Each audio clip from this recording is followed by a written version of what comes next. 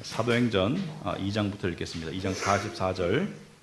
믿는 사람이 다 함께 있어 모든 물건을 서로 통용하고 또 재산과 소유를 팔아 각 사람의 필요를 따라 나눠주며 날마다 마음을 같이하여 성전에 모이기를 힘쓰고 집에서 떡을 떼며 기쁨과 순전한 마음으로 음식을 먹고 하나님을 찬미하며 또 온 백성에게 칭송을 받으니 주께서 구원받는 사람을 날마다 더하게 하시니라. 히브리서 10장 말씀입니다. 24절. 서로 돌아보아 사랑과 선행을 격려하며 모이기를 패하는 어떤 사람들의 습관과 같이 하지 말고 오직 권하여 그날이 가까움을 볼수록 더욱 그리하자. 아멘. 우리 앉으시기 바랍니다. 기도 잠깐 하겠습니다. 하나님 아버지, 저희를 주일 예배로 불러주신 은혜에 감사드리고 또 특별히 이 교회 공동체 안에 우리를 불러주신 은혜에 감사합니다. 이곳에 많은 관계를 맺으며 또 소속하신 분들도 있지만 또 아직 서먹서먹하신 분들도 있으리라고 생각합니다. 그런데 왜 우리에게 이런 공동체가 필요하고 특별히 교회가 왜 필요한지, 하나님께서 교회를 통해서 어떤 은혜를 또 어떤 목적을 가지고 계신지, 또 우리가 공동체를 이루어가는 것은 우리에게 무엇이 필요한지 이러한 것들을 우리가 배워나가는 시간이 되기를 원합니다. 특별히 말씀을 통해서 우리 안에 있는 아직 부족한 모습이 드러나고 또 더 나아가서 우리 안에 풍성한 삶이 주어질 수 있는 하나님의 은혜로운 계명들을 우리가 받아서 그 계명들을 우리가 순종하고 또 우리의 즐거움으로 삼을 수 있도록 주님 인도하여 주시옵소서. 모든 것 감사드리며 예수님 이름으로 기도합나이다. 아멘.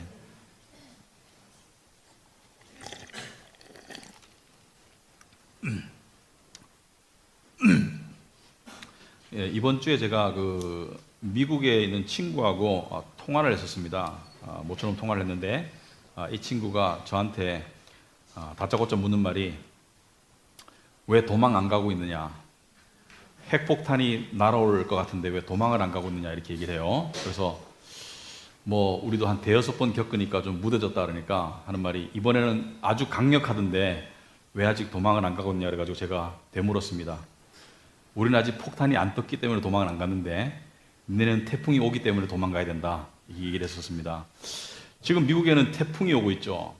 오늘 저녁에 되면은 플로리다에 상륙할 것 같습니다. 태풍 어마가 오고 있는데 이 허리케인이라고 부르죠. 여러분 그 허리케인을 한번 경험해 보신 분이 있을까 모르겠지만은 저는 경험을 해봤습니다. 그런데 얼마 전에 텍사스 휴스턴을 덮쳤던 허리케인이 하비였죠. 이 하비가 지나가고 난 다음에 그 피해가 어느 정도인지 아십니까? 우리나라 1년 예산의 3분의 2만큼 피해액이 났습니다. 엄청난 피해가 났습니다. 그런데 하비보다 훨씬 더 강한 게 어마입니다. 어마는 지금 태풍이 1등급에서 5등급까지 있어요. 그래, 캐러고리 5, 그러니까 5등급 태풍입니다. 카리브해를 지나면서 4등급으로 내려갔다가 다시 5등급으로 세력이 강화됐는데요. 5등급 태풍은 몇 년에 한 번 올까 말까 한 건데, 제가 이 태풍을 생각할 때마다 항상 생각나는 게 체험을 해봤기 때문에 미국 역사상 이 5개의 아주 치명적인 태풍 중에 하나가 2005년도에 카트리나였습니다. 카트리나 여러분 기억하실지 모르겠지만은 저희가 2003년도에 미국을 갔기 때문에 2005년도에 이 3년차 되던 해에 저와 제 집사람은 신학교의 학생이었고 아이들 둘을 데리고 살고 있었는데 미시시피에 이 태풍 카트리나가 루이지애나주를 뉴올리언즈를 강타하고 그 다음에 텍사스, 그 다음에 미시시피 이렇게 북쪽으로 밀고 올라왔어요. 그러니까 지금 어마는 플로리다 쪽이지만 이 하비와 카트리나는 이 텍사스 쪽으로 상륙하고 있습니다. 자, 그런데 이 루이지애나 쪽으로 이 카트리나에 의해서 죽은 사람이 1,800명이 넘었습니다. 여러분 선진국에서요 태풍 하나로 1,800명 이상 죽었다는 것은 이거 엄청난 재난입니다. 그때 피해액이 140조입니다. 태풍 하나가, 허리케인 하나가. 그래서 엄청나게 이 피해가 컸었습니다. 그래서 저희가 살던 데는 남쪽 해안가도 아니고 안쪽에 조금 이 루이지애나를 거쳐서 위에 있는 미시시피주였는데 제가 살고 있는데도 사람이 수십 명 죽었고요. 집들이 파손이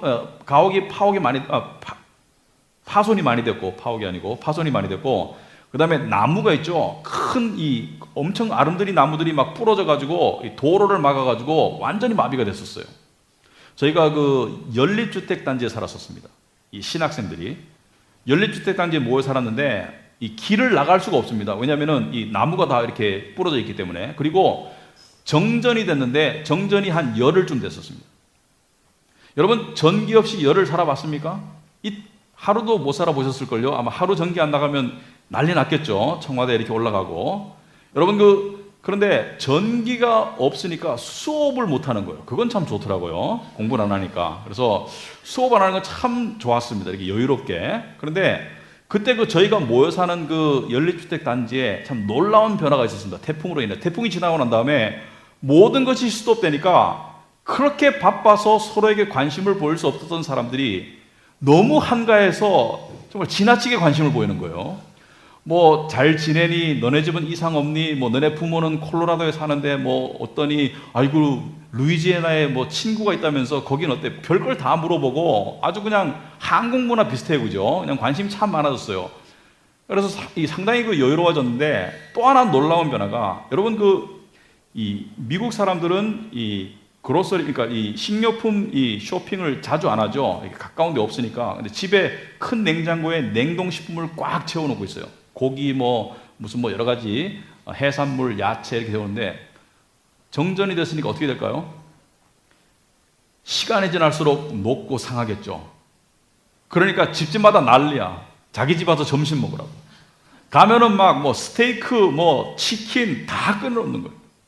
너무 풍성하게 평소에는 자기들만 먹으려고 아끼고 있다가 카트리나가 지나가고 정전이 되니까 모두 방출하는 거예요. 그러니까 막 아침은 이 집, 점심은 이 집, 저녁은 지 집. 그러니까 초대받는 집이 한 대여섯 군데 되는데 골라서 가야 돼요. 가면은 너무 풍성하게 차려놨어. 그리고 속으로 평소에 이런 걸 숨겨놓고 먹고 있었구나. 이게 다 뽀록 나는 거죠. 실컷 먹었어요. 실컷 먹고 이제 카트리나가 지나가고 가끔 그 이야기를 했었습니다. 그때 너무 좋았다. 그때 정말 사람 사는 것 같더라. 정말 관심 있고 사랑도 있고 나눔도 있고 참 좋았더라. 제가 이런 얘기를 왜 하느냐. 여러분 초대교회에 성령이 마치 태풍처럼 임했던 때가 오순절이죠. 이 사도행전 2장에 보면은 오순절날 성령이 강림했다. 여러분 오순절은 뭐죠? 오순절은 50이라는 뜻입니다. 50. 근데 오순절이라는 것은 6월절로부터 50일째 되는 날이 오순절입니다. 여러분 예수님께서 6월절 기간에 예수님이 십자가에 못 박혀 죽으시고 부활하셨어요. 6월절 기간에 3일 상간에 금토일, 그죠? 금요일 날 십자가에 죽으시고 일요일 날 아침에 새벽에 부활하셨다. 예수님이 부활하시고 난 다음에 이 땅에 며칠을 계셨습니까? 승천하시기 전에 부활하신 몸으로 우리 집사님들 중에 대답하실 분? 아니면 우리 일반 성도님 중에 며칠? 오마이갓 40일 40일 동안 이 땅에 계시다가 승천하셨어요. 자, 그러니까 오순절 성령 강림은 예수님 승천으로부터 약 며칠을 있다가 10일, 그 산수 잘하시네요. 50 빼기 40, 10일 있다가 성령께서 마치 허리케인처럼 이 땅에 강림하신 것을 오순절 성령 강림이라고 한다. 이 성령께서 강한 바람처럼 오셨는데 그때 예수님의 제자들과 예수님의 부활을 목격했던 수많은 사람들이 한 장소에 모여 있었어요. 승천을 목격했던 많은 사람들이 모여서 있었는데 그때 성령이 임하시니까 거기에 있던 사람들이 뒤집어졌는 거죠. 성령이 임하시고 성령이 그 안에 들어가시니까 방언을 말하기 시작했어요. 외국어로. 마치 영어, 러시아어, 프랑스어, 아랍어 이런 식으로 방언을 말하기 시작한 거죠. 외국어 방언을. 요즘은 기도의 방언은 있지만 외국어 방언은 없습니다. 자, 외국어로 방언을 이야기하니까 로마 각 지역에 살던 소위 말해서 교포 유대인들이 이스라엘에 왔다가 깜짝 뒤집어지는 것이죠. 갑자기 자기 나라 말로, 자기가 하는 말로 사람들이 방언을 이야기하니까 너무 신기한 거죠. 깜짝 뒤집어집니다. 그래서 성령이 임하고 나니까 사람들이 어리둥절해요. 성령 받은 사람도 어리둥절하고 성령 받은 사람을 보는 사람들도 어리둥절하고 이게 초자연적인 역사가 일어나니까 굉장히 어리둥절하는 거예요. 그때 이제 베드로가, 항상 나서기를 좋아하는 베드로가 일어서서 설명을 합니다. 설교를 하죠. 자, 너희가 예수를 죽였다. 예수는 하나님의 아들이었다. 너희의 죄를 위해서 예수님이 십자가에 죽으시고 그 다음에 3일 만에 부활하심으로써 인간이 예수를 믿으면은 죄 사함을 받고 영원히 살 수 있는 길을 열어주시고 보여주셨다. 너희 죄 때문에 예수님이 오셨고 너희 죄가 예수를 십자가에 보냈다라고 설교하니까 사람들이 어떻게 돼요? 죄를 깨닫고 자기의 애처로운 처지를 깨닫습니다. 여러분, 크리스찬이 되기 위해서 반드시 거쳐야 되는 내적 상태가 무엇입니까? 자기 자신의 비참함. 나는 죄인이다. 나는 이 상태로는 너무나 애처롭고 비참하고 그러한 존재다. 그것을 깨달은 사람들이 베드로와 다른 사도들에게 사도행전 2장 37절에 이렇게 묻습니다. 형제들아, 우리가 어찌할꼬? 우리가 무엇을 하여야 이 비참한 상태를 벗어날 수 있을꼬? 우리가 예수를 죽였는데 우리가 이 죄를 어떻게 씻을꼬? 베드로가 이르되 너희가 회개하여 각각 예수 그리스도의 이름으로 세례를 받고 죄 사함을 받아라. 그리하면 성령을 선물로 받을 것이다. 아주 핵심적인 얘기를 하죠. 첫째는 회개해라. 회개는 뭐죠? 네 죄를 깨우치고 뉘우쳐라. 네가 죄인이라는 것을 알아라. 특별히 네가 하나님을 섬기지 않고 예배하지 않는 그 삶을 회개해라. 단지 부도덕하고 거짓말하고 음란하고 시기하고 사람들을 미워한 그 죄만이 아니라 근본적으로 네가 하나님의 지음을 받았으면서도 하나님을 영화롭게 하지 않는 그 죄를 회개하고 예수 그리스도를 영접해라. 예수 그리스도의 이름으로 세례를 받아라. 예수를 영접하면 성령을 선물로 받을 것이다. 여러분, 성령을 선물로 받으면 어떤 증거가 나타납니까? 모두가 방언을 말하지 않습니다. 성령을 선물로 받으면 어떤 증거가 나타납니까? 고린도전서 12장에 성령으로 하지 않고는 예수를 구주로 고백할 수 없다라고 합니다. 성령을 선물로 받은 사람은 예수가 나의 구주인 것을 믿을 수 있는 믿음이 생기는 것이죠. 그러니까 내적 확신이 생기는 것이죠. 아, 예수가 나의 구주구나. 겉으로 고백하는 것이 아니라 내적으로 예수가 나의 구주라는 깨달음과 믿음이 주어진다. 자, 그래서 그날 자기의 죄를 고백하고 예수를 영접하고 세례받고 성령을 받은 사람들이 몇 명입니까? 3,000명이 있었습니다. 그날 이 사도행전 2장에 나온 기록이죠.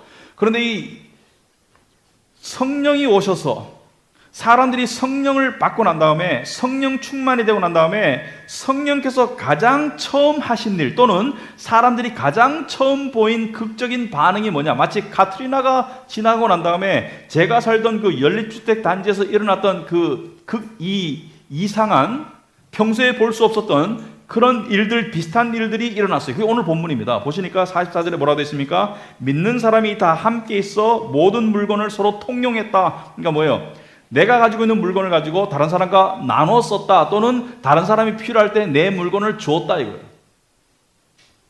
여기서 모든 물건을 통용했다는 것은 자기 재산과 소유를 45절에 팔아서 각 사람의 필요를 따라 나누어 주었다. 그러니까 내가 가지고 있는 재산과 소유를 팔아서 교회 공동체가 나누어 가졌다. 왜? 영적인 가족이니까 그런 거예요. 사실 집도 다 팔지는 않았습니다. 왜냐하면 각자의 집은 가지고 있어서 집에 모일 수 있었어요. 자, 그 다음에 40절에 보니까 날마다 마음을 같이하여 성전에 모이기를 힘쓰고 집에서 떡을 떼며 기쁨과 순전한 마음으로 음식을 먹었다. 저기 보니까 각자의 소유를 팔아서 나눴을 뿐만이 아니라 모이기를 힘썼어요. 근데 성전에도 모이고 집에서도 모였어요. 공적인 예배로도 모였지만은 작은 그룹으로도 집에서도 모여서 떡을 떼며 기쁨과 순전한 마음으로라는 것은 기쁨으로, 그리고 순전하다는 것은 너그럽게 베푸는 마음으로 음식을 먹고 하나님을 찬미하며 온 백성에게 칭송을 받으니 주께서 구원받는 사람을 날마다 더하게 하시니라. 아멘. 성령이 오시니까 두 가지 즉각적이고 아주 극적인 변화가 일어났는데, 첫째는 사람들이 나누었다, 소유를. 두 번째는 모이기를 힘썼다 이겁니다. 나누었다, 모이기를 힘썼다 이거예요. 누가 시켜서가 아니고 억지로가 아니고 자발적으로. 그러니까 성령이 와서 강제적으로 시킨 게 아니에요. 성령이 와서 어떤 가르침으로 자 이렇게 신앙생활을 해야 돼 이렇게 구체적으로 가르친 것이 아니라 그냥 성령을 받으니까 성령 충만해지니까 성령의 뜻을 사람들이 자발적으로 기쁘게 쫓았어요. 여러분 여기 보면은 다시 44절과 45절을 보면은 모든 사람이 다 함께 있어서 모든 물건을 서로 통용하고 또 재산과 소유를 팔아서 각 사람의 필요를 따라 나누어 주었다. 여러분 이것은 분명히 자본주의가 아니죠. 자본주의는 자기 것 자기가 쓰는 거죠. 그러므로 이건 자본주의가 아닙니다. 이건 공산주의도 아니에요. 공산주의는 강요에 의해서 자기 사유재산을 포기하는 게 공산주의입니다. 강요가 아니고 자발적으로 자기 사유재산을 나누는 것이죠. 그러니까 공산주의도 아니고 자본주의도 아니고 뭐냐 이거 도대체. 성령이 오심으로 이 극적으로 자발적으로 일어나는 변화가 무엇이냐 이거는 우리가 인간이 만들어내는 공산주의도 아니고 자본주의도 아니고 봉건주의도 아니고 이게 뭐냐 이거예요. 왜 이들은 어느 누구도 이렇게 하라고 강요하거나 심지어 가르치지 않았는데 이렇게 했을까? 무엇이 이들의 내면에 일어난 일이길래 이들이 이런 획기적인 삶을 살기 시작했을까? 그것은 이것입니다. 자기가 소속된 단체가 공동체가 무엇인지를 알게 되고 그것을 기쁨으로 받아들인 거예요. 무슨 말이냐면 여러분 우리는 한국이라는 나라에 소속돼 있고 어떤 분들은 미국이라는 나라에 소속돼 있지만 어느 나라도 부패하지 않은 정부가 없습니다. 어느 정부도 공정한 정부는 없습니다. 완전히. 어떤 정치인도 어떤 정부도 부패했고 요즘 우리 이 세계적으로 미련한 지도자 심지어 이 이기적인 지도자 또는 잔인한 지도자 그런 지도자들 때문에 우리가 굉장히 고통을 당하고 있는 그런 시대를 살고 있어요.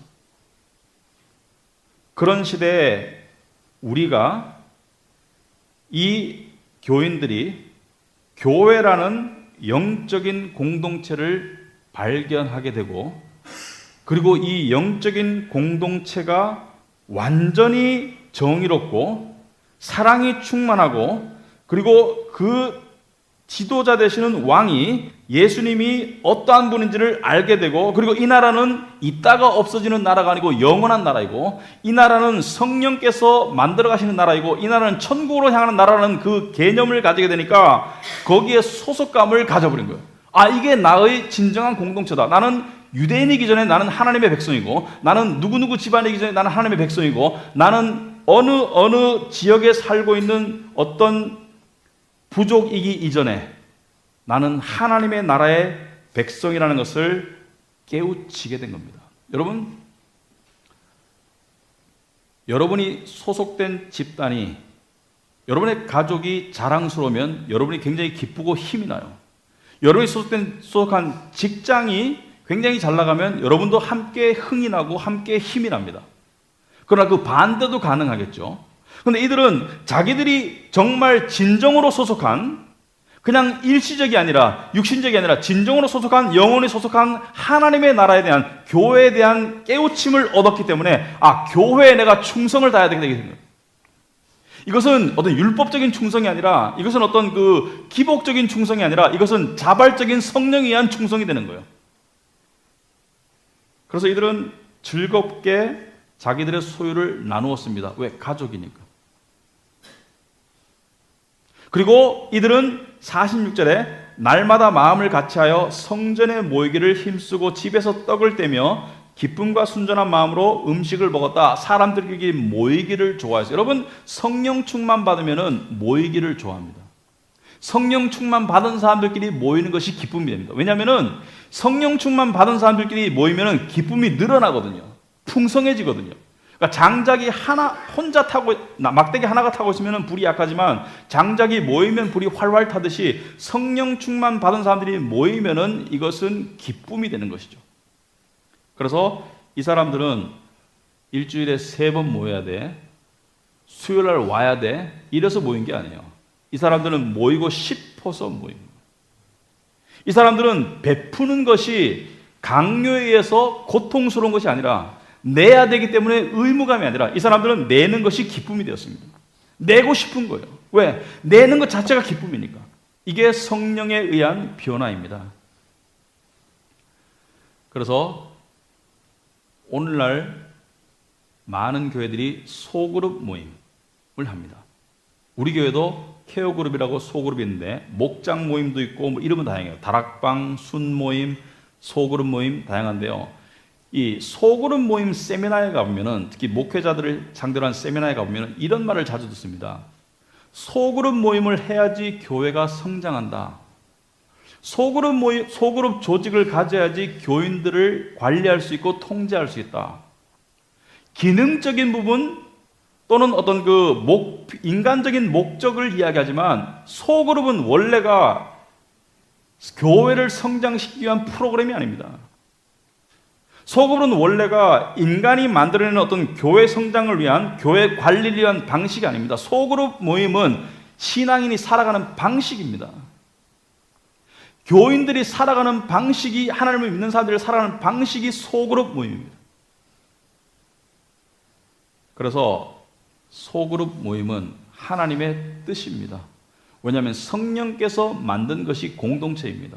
그 공동체가 공적인 예배에서 성전에서도 모였지만은 소그룹으로 가정에서도 모였거든요. 가정에는 들어갈 수 있는 인원이 한정되어 있죠. 집의 사이즈가 교회만큼 안 되기 때문에 교인들이 다 들어갈 집은 없습니다. 그러니까 소그룹으로 이 집 저 집에 모였다는 것을 이야기하고 있는데, 이들은 모이기를 힘썼다고 이야기하고 있어요. 그래서 히브리서 10장 24절에 보시면 서로 돌아보아 사랑과 선행을 격려하며 모이기를 패하는 어떤 사람들의 습관과 같이 하지 말고 오직 권하여 그날이 가까움을 볼수록 더욱 그리하자. 여기 보면은 서로 돌아보아 사랑과 선행을 격려하자. 사랑과 선행을 격려하려면 모여야지 가능하지, 혼자 사랑과 선행을 할 수 있습니까, 여러분? 사랑은 대상이 있어야 되는 거 아닙니까? 선행도 대상이 있어야 되는 것이죠. 그러니까 25절에 모이기를 패하는 어떤 사람들의 습관과 같이 하지 말고 모이기를 패하는 사람들이 있다는 거예요. 그러니까 모이는 것을 싫어하거나 모이는 것을 불편해하거나 모이는 것이 반문화적이 되는 시대가 온다는 것을 이야기하고 있죠. 지금이 그렇지 않습니까? 요즘 문화가 어때요? 개인주의적이고, 우리나라도 그죠? 혼밥 쪽이라고 했죠. 혼자 밥 먹어. 혼자 밥을 열흘 먹다 보면은 다른 사람하고 밥 먹는 게 불편해집니다. 그러니까 비정상이 오래되면 정상이 불편해지는 거예요. 그러니까 혼자 있고 외로움의 시간이 크면 클수록 그만큼 다른 사람들과 하는 것이 불편해집니다. 그래서 많은 사람들이 혼자 있는 것이 편해요라고 하는 이 문화가 정상이 아니라는 거예요. 혼자 있으니까 외로운 거예요. 외롭다 보니까 자살하는 사람도 생기는 거예요. 그만큼 우리 사회가 병들어 있는 겁니다. 그런데 성경 말씀은 모이기를 힘써라. 모이는 것을 패하는 어떤 사람들의 습관 같이 하지 말고 모이기를 힘써라. 어떤 사람들이 이렇게 얘기합니다. 아니, 내 가족하고 모이는 것도 힘드는데 교회 사람들하고 자주 모이란 말이야? 여러분, 요즘 가족하고 1년에 몇 번 보십니까? 가까이 살면 자주 보지만은 많은 사람들이 1년에 뭐 두세 번 봅니다. 명절 때 보거나. 그리고 이런 분들이 있더라고요. 가족하고도 짧게 보고 자주 안 보는 게 좋다. 왜냐면은 자주 보니까 싸우더라. 이틀은 괜찮은데 3일쯤 되니까 서로 불편해지고 싸우게 되더라. 그러니까 빨리 보고 빨리 헤어지는 게 좋다고 이야기하더라고요. 이틀 지나면은 불편하고 한 3일쯤 되면 대판 싸우니까 한 이틀 되기 전에 짧게 보고 집에 가자. 가족들하고도 안 되는데 교회 사람들하고 그게 되겠느냐? 제가 이렇게 묻고 싶습니다. 무슨 가족을 말씀하시는 겁니까? 성령이 임했을 때 그때 교인들은 믿는 사람들을 가족으로 여기기 시작했어요. 여러분, 예수님도 똑같은 가르침을 가르쳤습니다. 한 번은 예수님이 제자들을 가르치는데 예수님의 어머니 마리아와 동생들이 왔는데 사람들에게 올 수가 없어요. 사람들이 꽉 둘러싸여 있으니까. 그러니까 제자들이 이야기하죠. 당신의 어머니와 동생들이 밖에 와 있다. 근데 예수님이 뭐라고 답하셨어요? 마태복음 12장에 보시면 46절에 예수께서 무리에게 말씀하실 때 그의 어머니와 동생들이 예수께 말하려고 밖에 섰더니 한 사람이 예수께 여짜오되 보소서 당신의 어머니와 동생들이 당신께 말하려고 밖에 서 있나이다. 그러니까 지금 상황이 예수님이 제자들을 가르치고 있는데 어머니와 동생들이 예수에게 할 말이 있는 거예요. 뭔가 중요한 할 말이 있으니까 찾아왔겠죠. 예수님이 가르치고 있는데 이 가르치는 중간에 해야 되는 중요한 말이 있는 거예요. 그래서 한 사람이 예수께 여짜오되 보소서, 당신의 어머니와 동생들이 당신께 말하려고 밖에 서 있나이다. 말하던 사람에게 대답하여 이르시되, 예수님이 대답하여 이르시되, 누가 내 어머니며 내 동생들이냐 하시고, 누가 내 어머니이며 내 동생들이냐?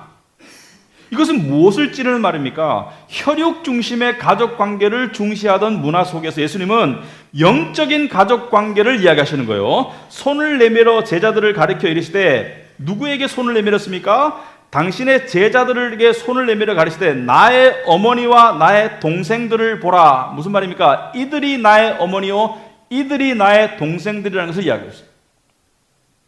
예수님께서는 우리 육신의 가족보다 오히려 영적인 가족이 더 진리에 입각해 봤을 때는 더 가족 같은 가족이라고 이야기하는 것입니다. 이것은 자기 육신의 가족을 등한시하라는 게 아닙니다. 성경에 보시면은 자기 가족을 보살피지 않는 사람은 이방인보다 못하다고 얘기했습니다. 가족을 사랑해야죠. 하지만 가족만 사랑하는 사람, 가족만 우선시되는 사람은 신앙이 아직 덜 깨어진 사람이라는 것입니다. 진짜 영적 공동체를 깨우치는 사람은 내 가족도 소중하지만은 이 교회 공동체 안에 있는 가족이 정말 하나님 안의 가족이라는 것을 깨우쳐 간다는 거예요. 그래서 예수님은 내 어머니와 내 동생들이 밖에 있지만 육신에 너희들이 나의 어머니요 너희들이 나의 동생이다. 누구든지 하늘에 계신 내 아버지의 뜻대로 하는 자가 내 형제요 자매요 어머니라 하시더라. 이렇게 말씀하고 있습니다. 여러분, 이것이 점점 되어야지 진짜 교회 공동체가 되는 거예요.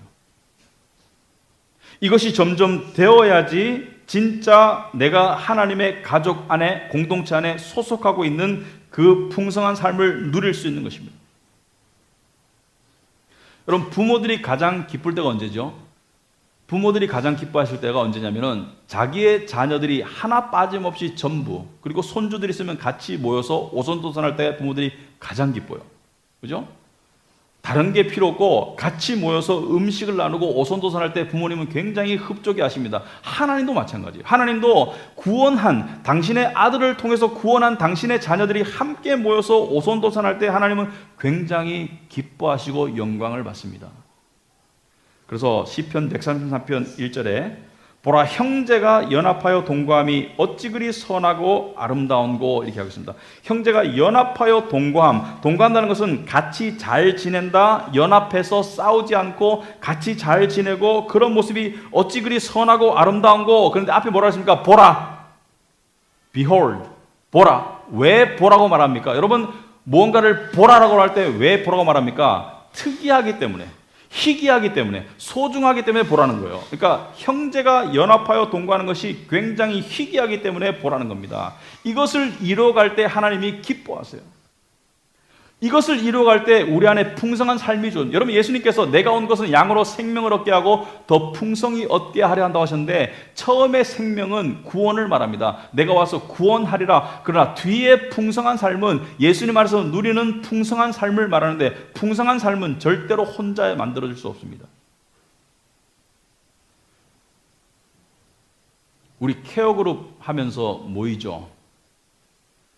그런데 왜 모입니까? 그 모임을 통해서 삶이 풍성해지기 위해서 모이는 거예요. 그런데 이럴 때 있습니다. 이번에는 2명, 3명밖에 안 되니까 모임을 취소할까? 그런 유혹이 들 때 있습니다. 2명, 3명밖에 안 되니까 모임을 취소하고 그만 모여야 되겠다. 우리 그룹원이 10명인데 한 5명 이상은 모여야지 모이지 2, 3명은 좀 그렇다. 그런데 예수님께서 이렇게 말씀하시는 의미를 한번 생각해 보세요. 예수님이 20명, 30명이 아니고 5명, 10명이 아니고 200명, 300명이 아니고요. 2-3 사람이 내 이름으로 모인 곳에 나도 그들과 함께 하겠다라고 말씀하신 의미를 생각해 보세요. 이것은 개인주의를 극복하는 말씀입니다. 왜? 혼자를 말하는 게 아니라. 이거는 공동체를 말하는 것인데, 예수님이 말씀하신 공동체는 2-3 사람만 있으면 돼요. 2-3 사람이, 10명 중에 2-3 사람이 모일 때라도 모여서 같이 합심하고 기도할 때 나머지 사람들이 딸려올 수 있는 것이지, 2-3 사람이라고 모이기를 패하면, 모이기를 멈추면 그 모임은 중단되게 되어 있습니다. 그래서 우리가 새로운 케어 그룹을 하면서 여러분이 모일 때 때로는 많이 모여서 힘이 날 때도 있지만 때로는 적게 모일 때도 있지만 항상 주님의 말씀을 기억하기 바랍니다. 2-3 사람이 모일 때 주님은 그 기준으로 그 모임 가운데 함께 하신다는 거예요. 그러니까 주님이 원하는 숫자는 기준은 2-3명만 모여도 되는 거예요. 그래서 우리는 모이기를 힘써야 됩니다. 여러분, 신앙생활에서 잘하는 데 있어서 공동체가 없으면 신앙은 잘하지 않습니다.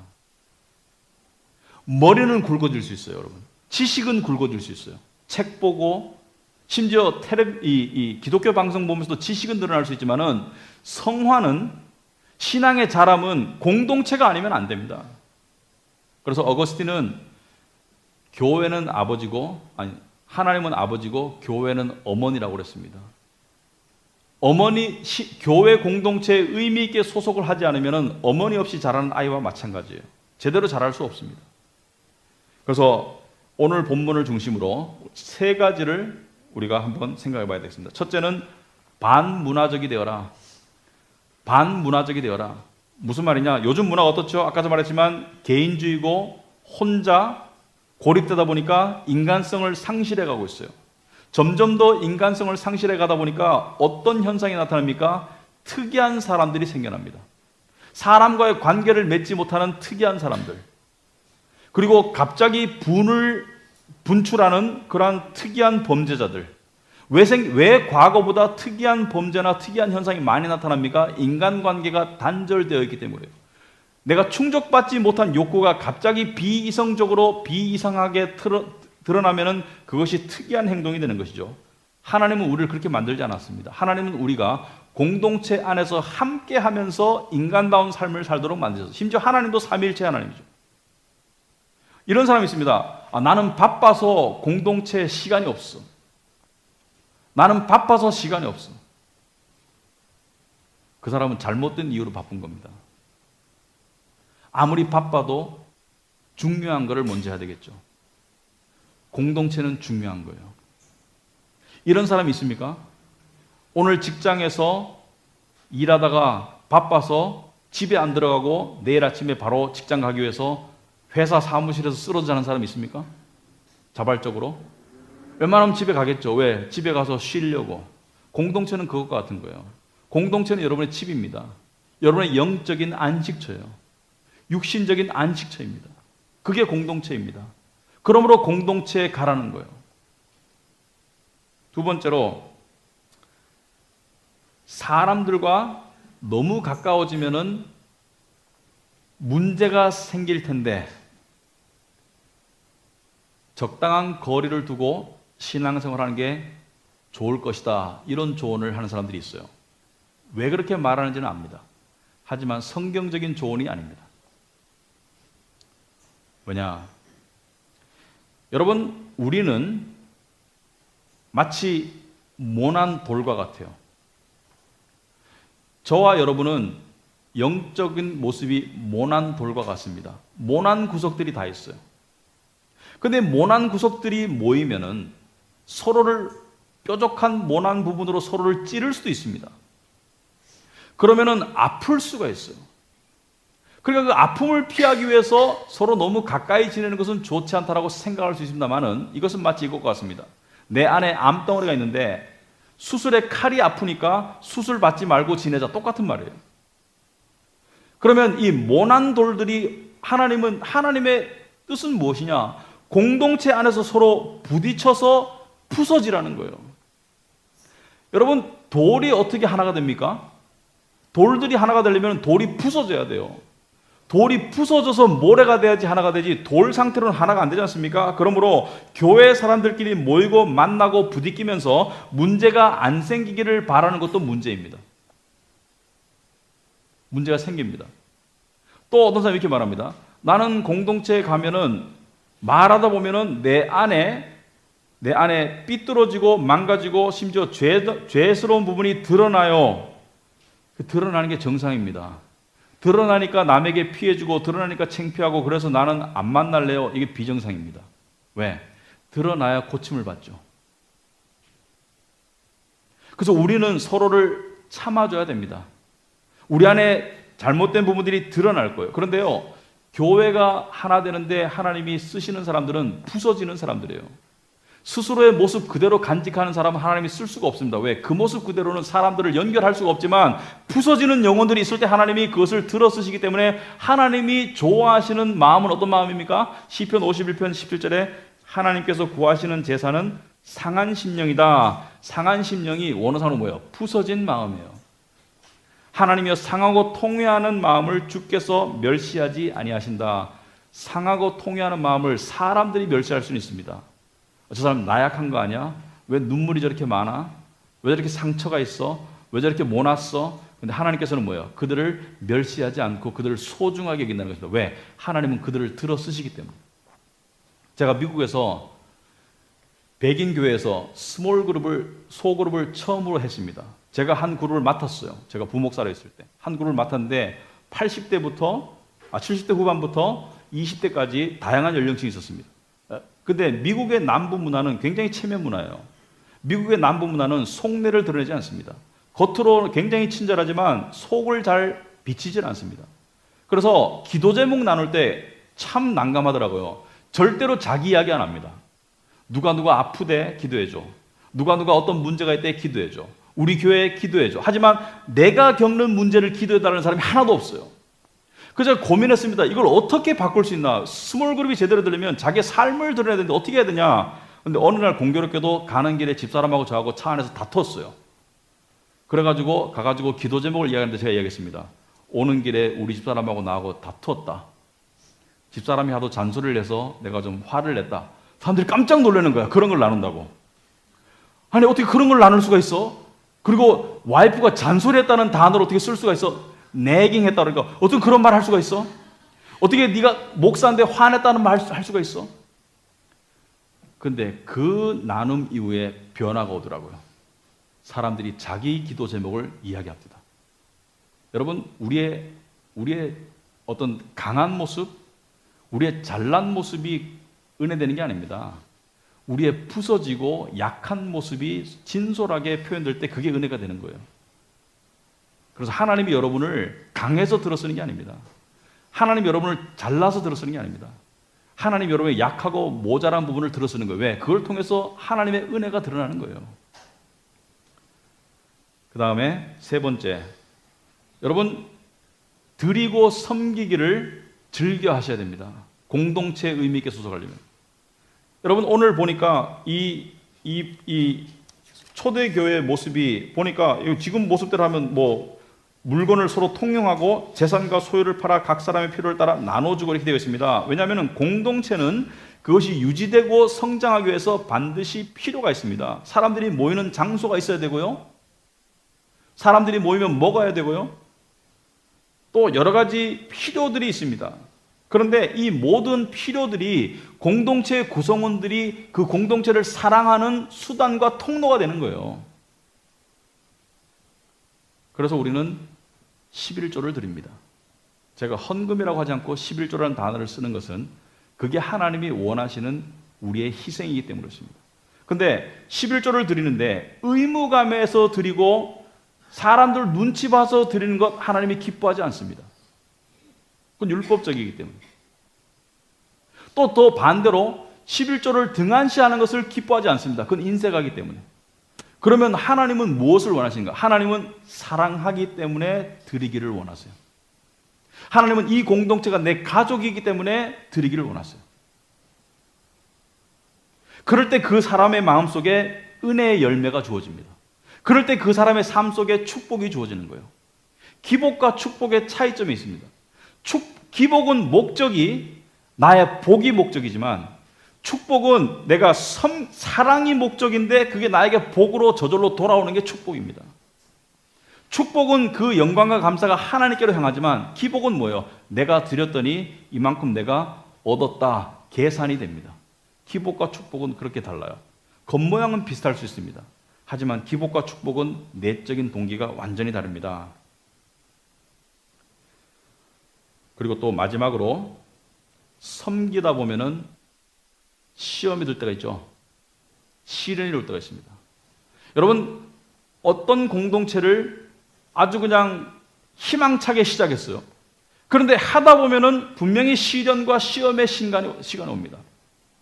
특별히 왜 그렇습니까? 사람들 때문에. 나는 이렇게 섬기려고 하고 나는 이렇게 열심을 내는데 무관심하고 냉정한 사람들 때문에.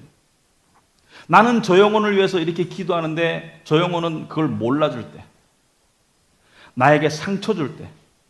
여러분, 목회하다 보면요, 목회자도 그런 순간이 많이 와요.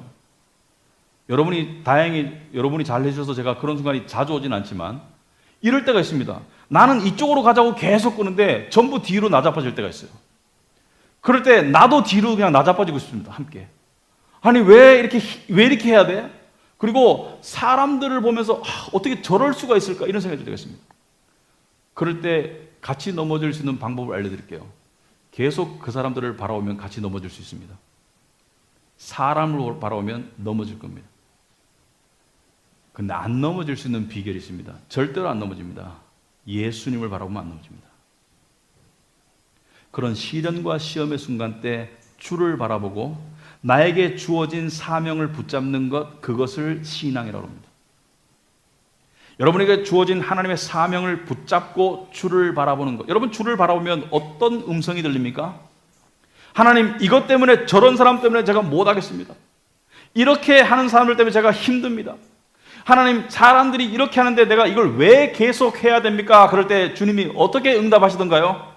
저는 이런 응답을 듣습니다. 너는 어떤데? 너는 신실하니? 너는 내 말을 어긴 적이 없니? 너를 향한 나의 의도와 나의 뜻을 분명히 알면서도 너는 반항적이지 않았니? 그 죄를 멈추라고 했음에도 불구하고 너는 그 죄를 계속 지으면서 나를 외면하지 않았니? 마음이 딱딱하지 않았니? 그러나 나는 너를 절대로 포기하지 않았다. 나는 너를 떠나지도 않았고 너를 저버리지도 않았다. 그 은혜가 우리를 일으켜 세워주는 겁니다. 여러분, 히브리서 12장 2절에 믿음의 주요 또 온전하게 하시는 이 예수를 바라보자. 그는 그 앞에 있는 기쁨을 위하여 십자가를 참으사 부끄러움을 개의치 아니하시더니 하나님 보좌 우편에 앉으셨느니라. 여기 보시면 예수님은 십자가를 참으셨어요. 고통을. 부끄러움을 참으셨습니다. 여러분, 부끄러움 뭐예요? 예수님이 십자가에서 빨가벗김을 당하셨지 않습니까? 얼마나 수치스럽습니까? 여러분, 우리가 신앙생활하다 보면 사회생활도 마찬가지지만 부끄러움의 순간이 옵니다. 내가 작게 느껴질 때, 내가 초라하게 느껴질 때, 내가 바보 같을 때, 그때 우리는 팽개치고 싶어요. 그때 우리는 그 부끄러움의 자리를 떠나고 싶습니다.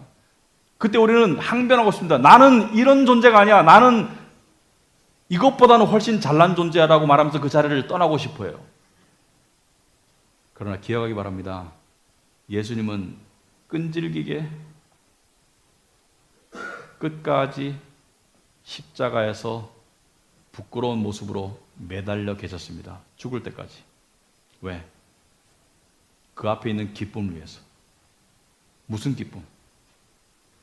바로 우리에게 공동체를 주기 위해서. 하나님 나라를 주기 위해서. 우리가 당신의 형제 자매가 되도록 만들어주기 위해서. 우리가 하나님의 가족 구성원이 되는 그 복된 자리로 우리를 인도하기 위해서 예수님은 그 자리를 지켰다면, 섬김의 자리에 있는 여러분, 섬김의 자리로 부르심을 받은 여러분, 그 자리를 지키기 바랍니다. 그럴 때 여러분에게 결국 복이 됩니다. 그 자리를 참으신, 십자가를 참으사 부끄러움을 개의치 아니하신 예수님을 하나님 보좌 우편에 앉는 영광을 주셨기 때문에 똑같은 거예요. 여러분, 영광은 고난 없이 주어지지 않습니다. 고난 뒤에 영광이 있는 거예요. 고난 뒤에 축복이 있는 겁니다. 고난 없는 축복은 없습니다. 고난의 자리를 지나거든 하나님이 예비하신 축복이 있다고 믿으시기 바랍니다. 고난의 자리를 인내로 견딘 자들에게 하나님은 축복하십니다. 욥의 인생을 보세요. 고난의 자리를 견디고 난 다음에 욥의 인생에 축복이 주어지는 겁니다. 고난의 자리가 사실은 시험의 자리입니다. 하나님을 믿을래? 아니면 네 생각대로 자빠질래? 자빠지면 그 뒤의 형편이 더 안 좋습니다. 하지만 하나님을 믿으면 하나님께서 영광의 자리로 데려가신다. 여러분, 십자가는 이것입니다. 어떤 사람이 사람을 강도하고 사람을 죽여가지고 무기수가 됐어요. 남자인데. 처음에 친구들도 면회오고 또 가족들도 면회오고, 근데 시간이 한 해, 두 해 지날수록 면회오는 사람들이 떨어져 나가죠. 왜냐하면 무기수니까. 근데 한 분이 계속 면회를 오는 거예요. 어머니입니다. 근데 어머니가 면회를 오다 보니까 나이가 들고 병이 들어서 몸이 거동이 불편한데도 꼭 면회를 오세요. 그래서 아들이 하루는 말합니다. 어머니, 엄마, 내가 엄마 말도 안 들었고 내가 엄마를 보살핀 적도 없고 그리고 나는 무기수이기 때문에 앞으로 엄마를 보살필 가망성도 없는데 엄마는 왜 와? 엄마는 왜 와? 엄마가 말합니다. 야 이놈아, 네가 쓸모 있어서 오는 게 아니다. 뭘 바라고 오는 게 아니다. 네가 내 아들이기 때문에 나는 죽을 때까지 너를 면회 올 것이다. 여러분, 하나님의 사랑도 똑같습니다. 여러분이 착하고 잘나서가 아닙니다. 여러분이 못났기 때문에 오히려 하나님은 여러분을 절대로 놓지 않는 것입니다. 여러분이 어디에 있든지 어떤 상황이든지 하나님은 절대로 여러분을 놓지 않습니다. 그게 우리 공동체입니다. 우리가 사랑받을 자격이 없음에도 불구하고 하나님의 법을 거슬렸음에도 불구하고 하나님은 우리를 끝까지 놓지 않는 그 공동체 안에 넣어주셨기 때문에 우리도 희망이 있는 겁니다. 우리가 경험으로는, 체험으로는 공동체를 벗어날 수 있지만 우리의 신분은 절대로 예수 그리스도 안에서 공동체를 벗어날 수 없습니다. 그렇다면 선택은 분명합니다. 우리의 신분이 있는 이 공동체가 여러분의 가장 중요한 공동체가 되어야 됩니다. 교회가 그 공동체가 되는 겁니다. 그것을 아는 사람이 정말 은혜 받는 사람입니다. 기도하겠습니다.